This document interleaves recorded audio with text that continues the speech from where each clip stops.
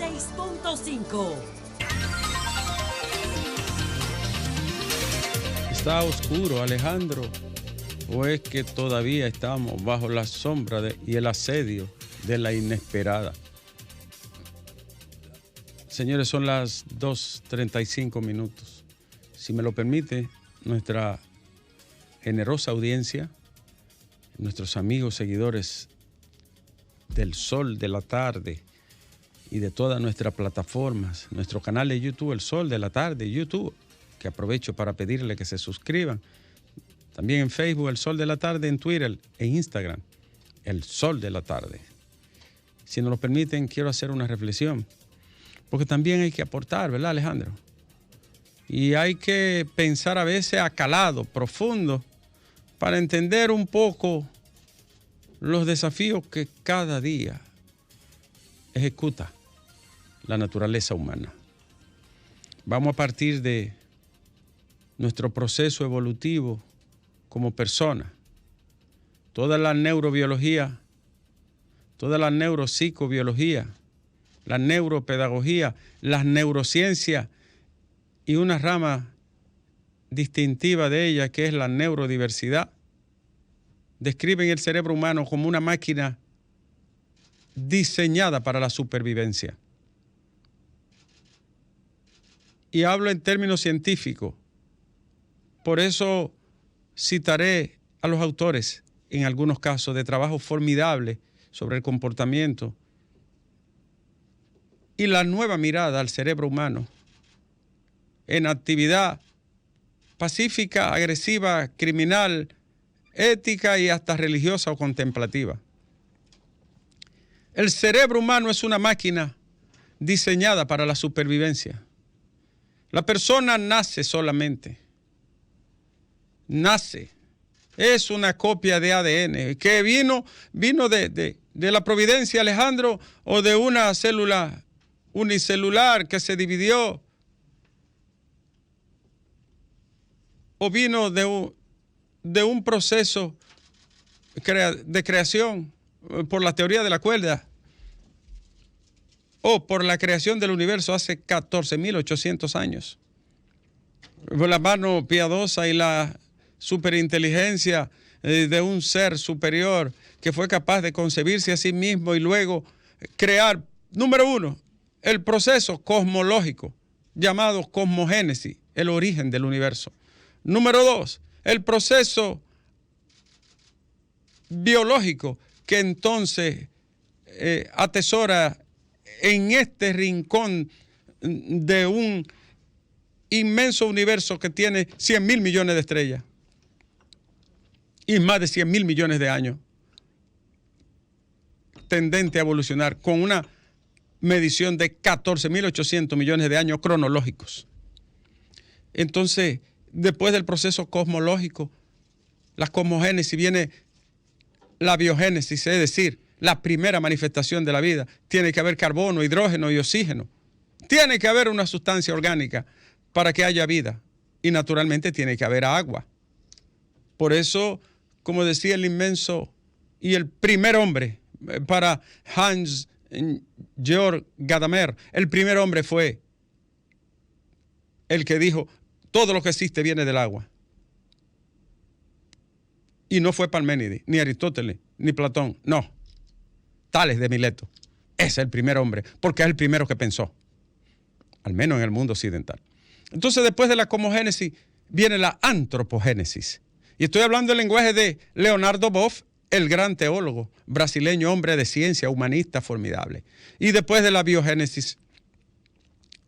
Entonces, ¿cómo de esta manifestación tan amplia de la vida en todas sus dimensiones y trayectos, cómo se reproducen las primeras copias de ADN, Alejandro, para crear este aparato, esta máquina natura, diría Parménides, ¿qué es el hombre? Bueno, no voy a entrar en esas disquisiciones, pero hablé de cosmogénesis, antropogénesis y biogénesis, y me quedo en la biogénesis. 120 y 200.000 años, el hombre. Voy a dejar atrás el Homo sapiens, el ergaster, los homínidos primarios, 2.5 millones de años, 3.5 millones de años. El más viejo, 2.8 millones de años. No. Sucumbieron la mayoría porque no tenían cooperación. No se había desarrollado el aparato neurobiológico y por lo tanto no podían cooperar, no sabían cómo hacer un abrigo, una herramienta, y desaparecieron, incluyendo el Homo ergaster, que se parecía muchísimo a nosotros. Pero no podía cooperar. Era como los malditos políticos que no cooperan, obstruyen.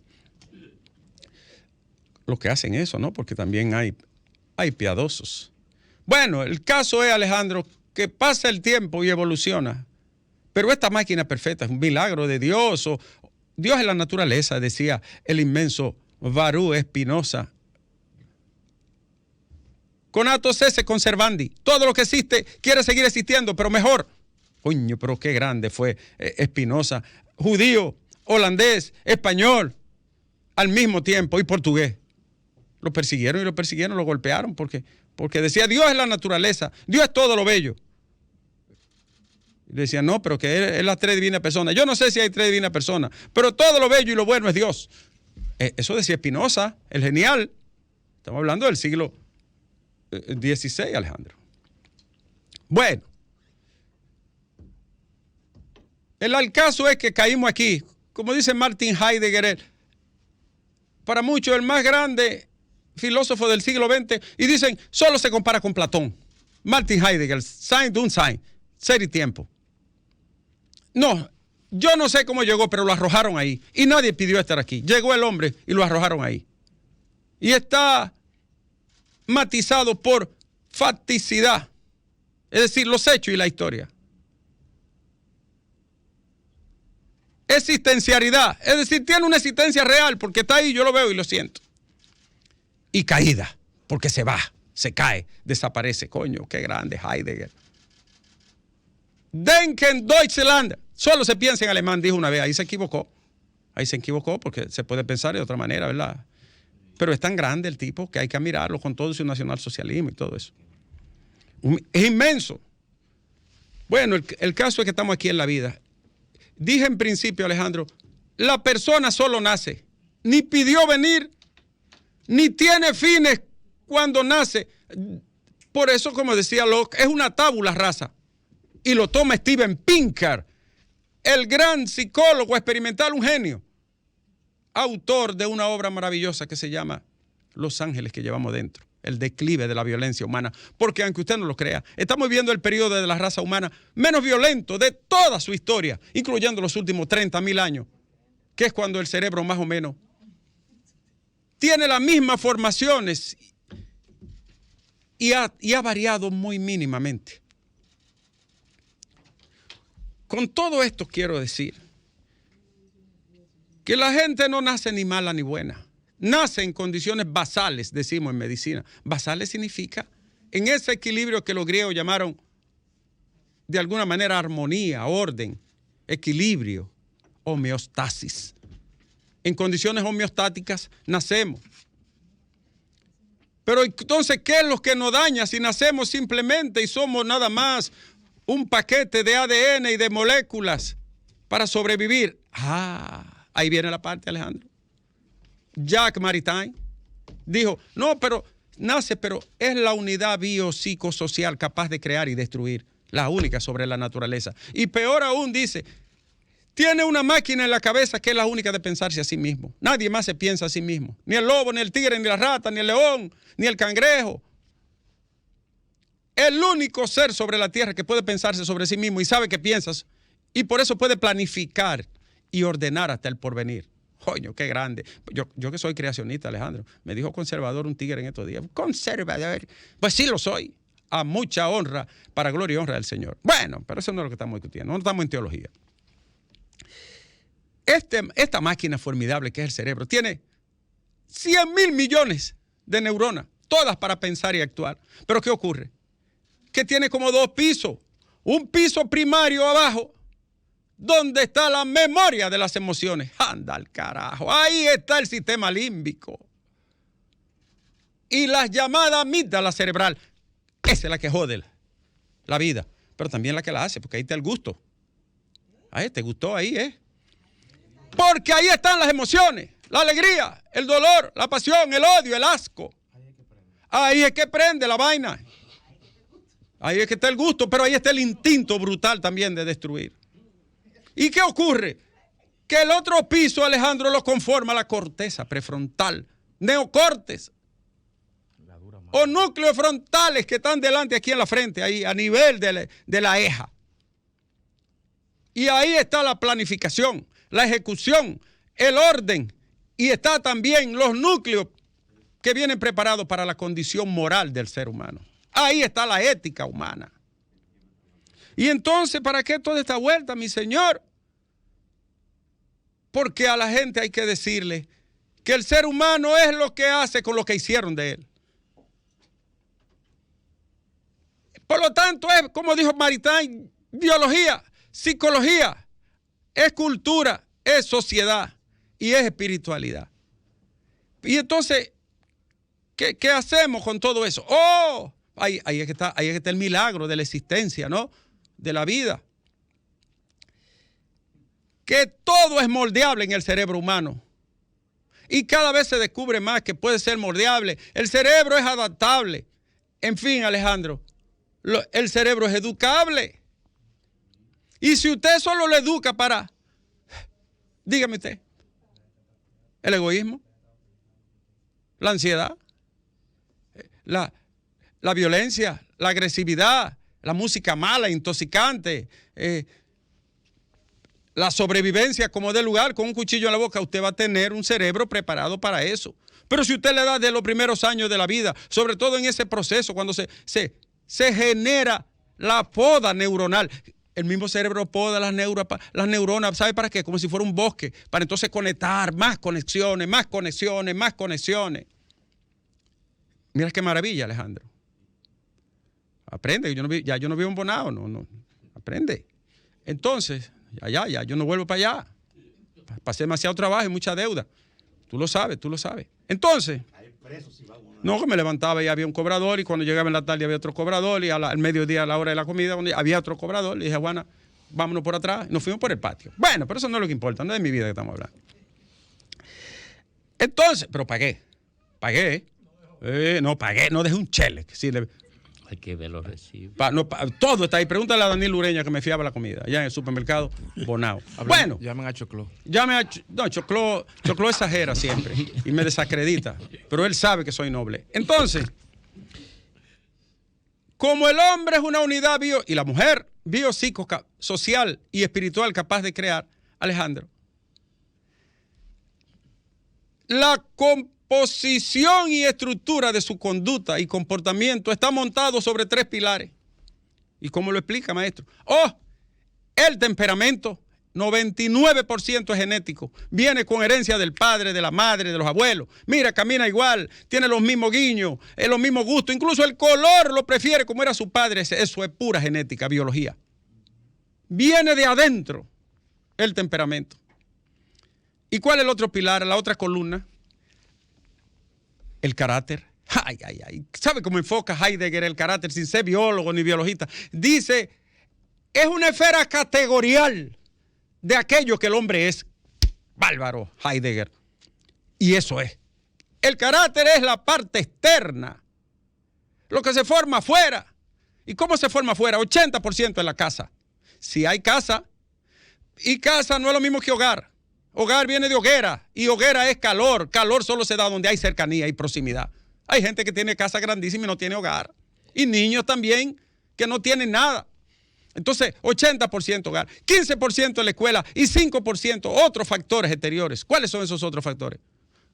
Los medios de comunicación, con quién me junto, con los amiguitos, con el narcotraficante, o con el cura, o con el deportista, o con los muchachos, o con la iglesia.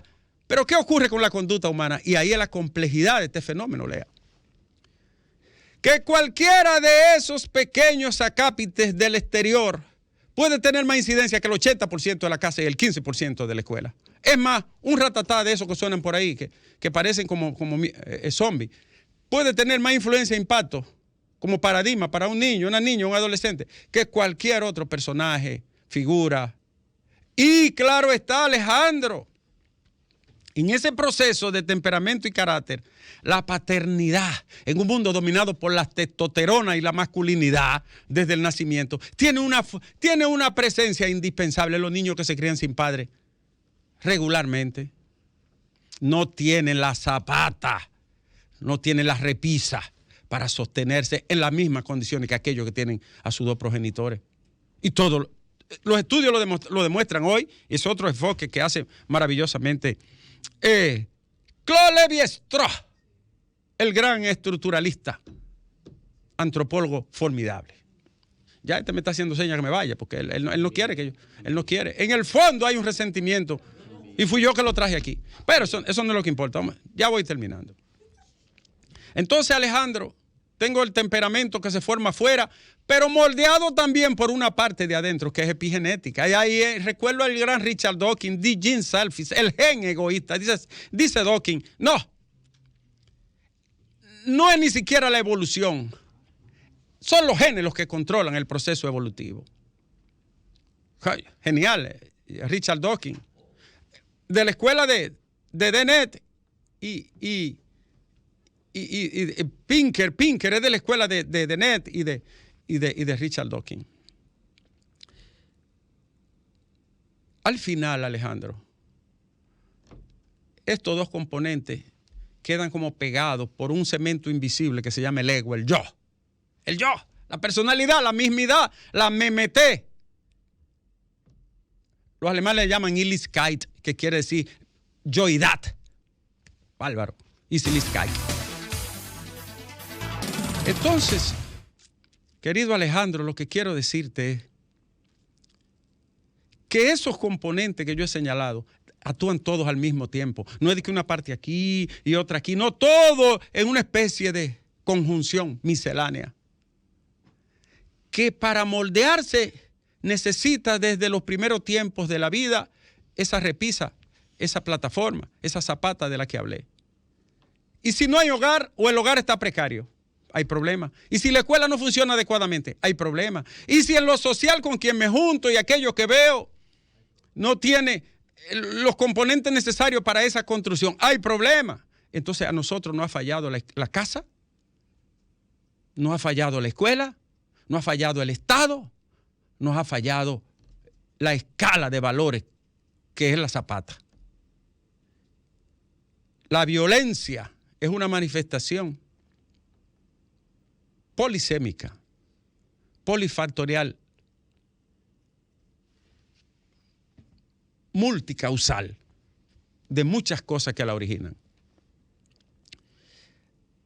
Y los factores generadores de la violencia están a la orden del día.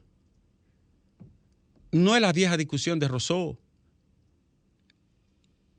y Hobbes.